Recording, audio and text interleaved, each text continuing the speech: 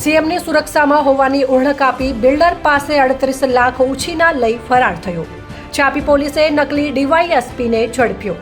ગાંધીનગર પાસે 70 લાખમાં જમીન લીધાનું કહી 38 લાખ ઉછીના લઈ ફુલેકું ફેરવતા ફરિયાદ નોંધાઈ. વડગામ તાલુકાના છાપી ગામે એક નકલી ડીવાયએસપી બનીને આવેલ ગઠિયાએ એક બિલ્ડર સાથે પોતાની વાક્યછટા દ્વારા સંબંધ બનાવી ₹38 લાખ ઉછીના લઈ ફરાર થઈ જતા બિલ્ડરે છાપી પોલીસ મથકે ફરિયાદ નોંધાવી છે. છાપી ખાતે આવેલ શુકુન વિલા બંગલોઝમાં 6 માસ પૂર્વે મૂળ રહેવાસી સરડોઈ તાલુકો મોડાસાનો જીતેન્દ્રસિંહ ઉદયસિંહ રાઠોડ નામનો એક શખ્સ પોતે ડીવાયએસપી હોવાનું તેમજ પોતે મુખ્યમંત્રીની સુરક્ષામાં ફરજ બજાવતો હોવાનું જણાવી શુકુન વિલામાં એક મકાન ₹50,000 બાનું આપી 30 લાખમાં વેચાણથી લીધું હતું. જોકે મકાનનું કામ અધૂરું હોવાને કારણે અન્યનું મકાન ભાડે રાખી પરિવાર સાથે રહેતો હતો અને અવારનવાર બિલ્ડરની ઓફિસમાં આવી બેસતો હતો.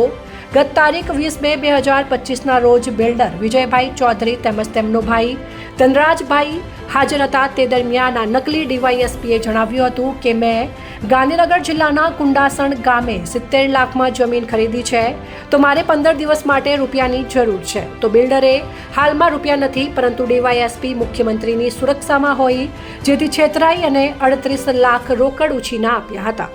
જોકે વાયદા મુજબ પરત ન આપતા અને ફરાર થતા બિલ્ડર દ્વારા તપાસ કરતા આ નામનો કોઈપણ વ્યક્તિ પોલીસ ડિપાર્ટમેન્ટમાં અને મુખ્યમંત્રીની સુરક્ષામાં તૈનાત ન હોવાનું જણાતા ઠગાઈ ગયાનું જણાતા પીડિત બિલ્ડરે છાપી પોલીસ મથકે ફરિયાદ નોંધાવતા છાપી પીઆઈ હિનાબેન વાઘેલા, પોલીસ કોન્સ્ટેબલ સુરેશભાઈ સહિતની ટીમ દ્વારા હ્યુમન તેમજ ટેકનિકલ સોર્સિસ દ્વારા આરોપી જીતેન્દ્રસિંહ રાઠોડને ઇકો સ્પોર્ટ્સ કાર સાથે છાપી હાઈવેથી ઝડપી પાડી જેલ હવાલે કર્યો હતો.